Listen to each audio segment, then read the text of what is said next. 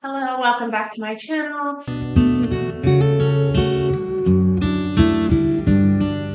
If you're new here, my name's Claire. This is Clarity Planner Company, and I focus on using organization and planning to shift your life into authentic alignment with your soul's purpose by implementing gentle daily rituals to bring your dreams into your reality. So today I'm talking all about creating your master plan. So this is part 4 of 6 of the Overcome the Overwhelm goal setting series, which is all about how do you take your grand ideas and dreams and actually create an actionable plan that you can move forward on, overcome the overwhelm that is keeping you stuck, and implementing these new rituals and routines into your life so that you can take action on your dreams. So last week we talked all about how do you break down your big dreams into actionable items. And this week we are talking all about how do you then create your plan from those actions and break it down week by week, day by day, and actually create a plan that you are able to move forward on, able to take actions on, even if it is imperfect action. So when you're breaking your goals down, as we are using that quarterly sheet for this series, you will have your 4 intentions that we did clarify in week 2. You will have your 3 action steps that we clarified in week 3, and you'll also know your why and why it's so important to you and what your driving force is, which we did cover in week 1. I will link the video to week 1 if you haven't been following us from the beginning. I would recommend that you go in order. And today we're just talking about taking those actions and adding them to your schedule, adding them to your calendar, and how to work through those. Once you have your monthly goals, and I kind of consider those benchmark goals for the month, how I break it down from there is I transition to a week by week planning schedule. So if you wanted, what you could do is you could say, okay, this is my goal for the month. I have these 4 different actions for my 4 intentions. Each of these are the ones kind of allocated to month 1 that I'm wanting to accomplish.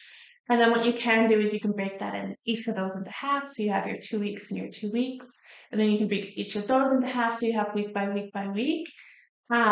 However, I'm a little bit more flexible with myself with how I do my week by week planning. So what I would do is I would have my full list of what I'm wanting to accomplish for the month.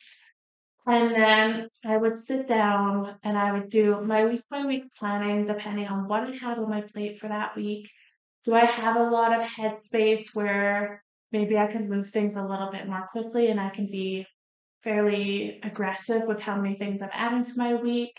Is it something where I'm feeling like I'm kind of edging towards being a little bit more burnt out and tired, and maybe I need to go easy on what I am allocating to my week?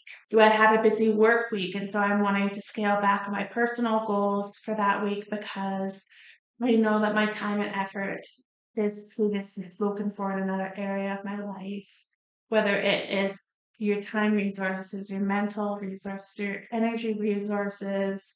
It can be a number of different factors that you take into consideration.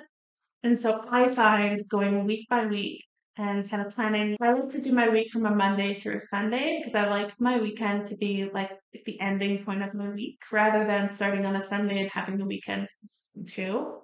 I like it to be my kind of my half of my week. So if there's anything I was not able to get to during the work week that I had kind of planned for, I've got that flexibility at the end of the week to accomplish that and kind of do a final push. So for me, because my week is a Monday to a Sunday format, I really like to do my planning the Sunday prior.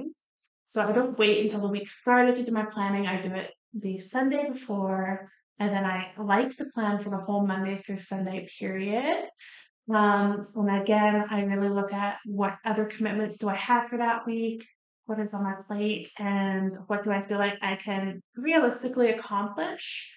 And then I go, what can I realistically accomplish? And then I say, okay, if I was to stretch myself to do what I think my maximum might be for this week, what can I add to my plate to try to get a little bit ahead.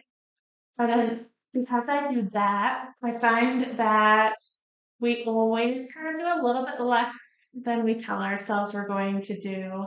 So because I'm doing stretch targets, even if I don't get to everything that I have put on my to-do list for the week or what I wanted to accomplish for the week, I will get through typically what my original um, amount was that I was wanting to accomplish or needing to accomplish to stay on track.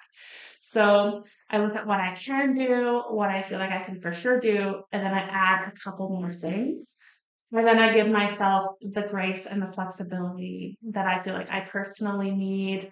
So the reason I like to add more is because depending on how I'm feeling, I may feel more inclined to do this over that.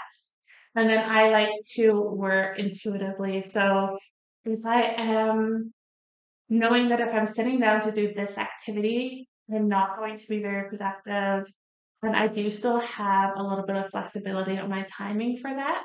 But if I were to do this activity that is also important, I'm in kind of like the headspace where I feel like doing that, that I would work on this one because I know that my time spent will be more intentional and more effective than if I force myself to do something that doesn't feel like I'm in the right headspace to accomplish.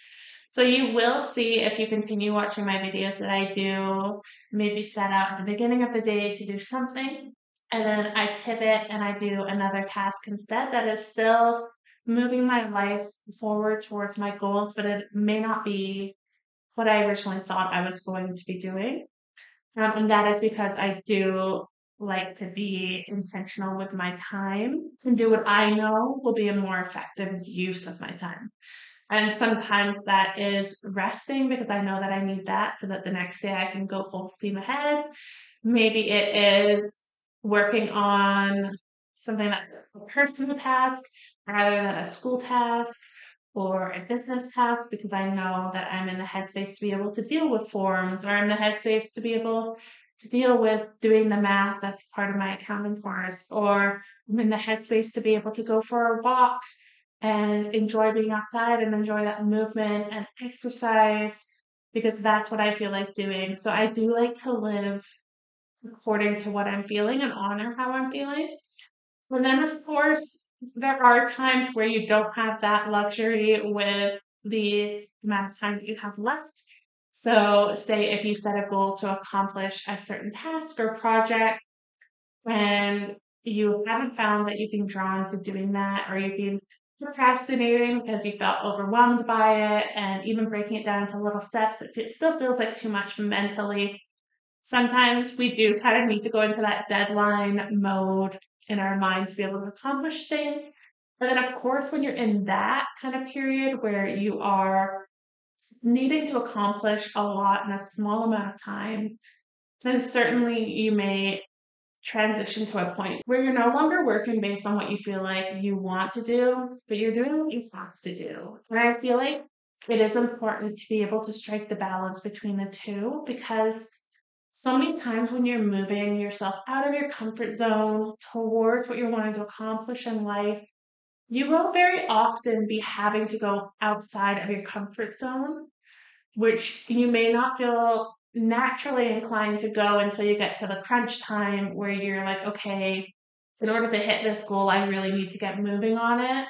And just committing to yourself and holding yourself accountable is also a really important skill to learn, as I did talk about, I believe, last week or the week before, where you do need to train your goal that the commitments you make to yourself are things that you're going to follow through on, are things that you're going to honor and do. However, I do like to give myself the flexibility to be listening to what I feel I need to do. And sometimes that is what I don't want to do, but I know I need to do. And sometimes that is what I feel more drawn to do because I know I have that flexibility. And it's really striking the balance, but still making sure that at the end of the day, when you look at the month, when you look at the week, or even a 3 month period within that, in the big picture of it, you have made the steps and the progress that you've committed to yourself to make. So what I'm talking about is more a day-to-day flexibility with the knowledge and the vision of what your big picture is and how much flexibility do you actually have in terms of the tasks that you're working on, and really taking that all into consideration when you are planning your day and then when you're actually taking the action steps through each day to accomplish what you've set out to do. So I hope you found this really useful and it is something that is helpful for you as you work through bringing your dreams into your reality and creating your schedule. Please do share below what you have kind of come up with, even if it's just to do in the next month or the next week. What are you going to be focusing on? What are you wanting to bring into your life? What are your big dreams? Please do share that in the comments below. As always, if you could like this video, if you did enjoy it, subscribe if you want to see more. And I am wishing you a beautiful week ahead.